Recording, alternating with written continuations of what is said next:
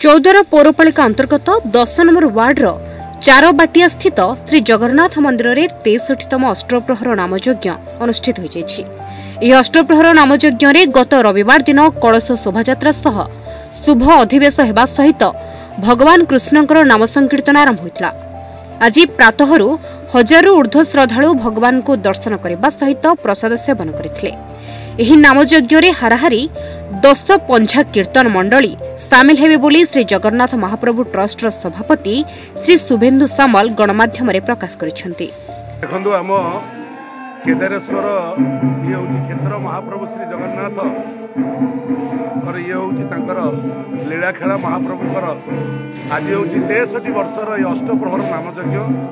ये पवित्र पुष्याभिषेक पूर्णिमा आज एवं ये पौष पूर्णमी महाप्रभुंकर 3 दिन व्यापी आम चारबाटिया श्री जगन्नाथ मंदिर रे आज ये कार्यक्रम आयोजन होती। देखो हजार हजार श्रद्धालु भक्त आज सकाळु सकाळु मंदिर रे आसी ये कार्यक्रम रे सामिल होती। सब बड़ कथा है जेहेतु ये हूँ सरकारी मंदिर श्री जगन्नाथ महाप्रभु ट्रस्ट आईन विभाग देवत्वर आयुक्त द्वारा परिचालित होती। सबू लाइन डिपार्टमेंट सबू डिपार्टमेंट प्रशासनिक अधिकारी कर्मचारी माने समस्त आज आसछंती एवं आमर ट्रस्ट बोर्ड रो मेंबर परिचालना समिति रो मेंबर एवं ये जगन्नाथ मंदिर सहित जो माने 9 खंड मौजार समस्त श्रद्धालु जगन्नाथ प्रेमी भक्त माने एकाठी होती।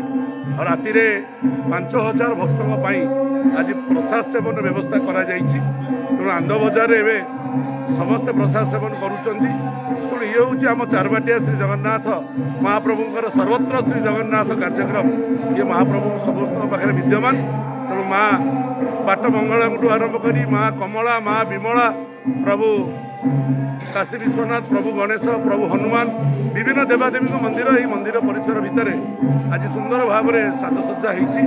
सकाळु सकाळु आगर मंगल आरती हो महाप्रभुंर विभिन्न कार्यक्रम भी चलती देउल भितर। एपटे अष्टप्रहर राधा कुंजरे भजन निताई गौर कर पूजा अर्चना चली पाखापाखि 10 पंझा आमर कीर्तनिया मंडली आज एकाठी हेबे।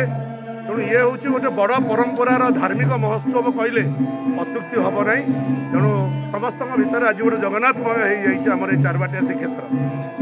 एही 63तम अष्टप्रहर नामयज्ञ संध्यारे हाराहारी 5000 ऊर्ध्व श्रद्धालुंक पई महाप्रसाद सेवन व्यवस्था करा सहित चौदरु संजीव कुमार तिवारी रिपोर्ट न्यूज 8 ओडिया।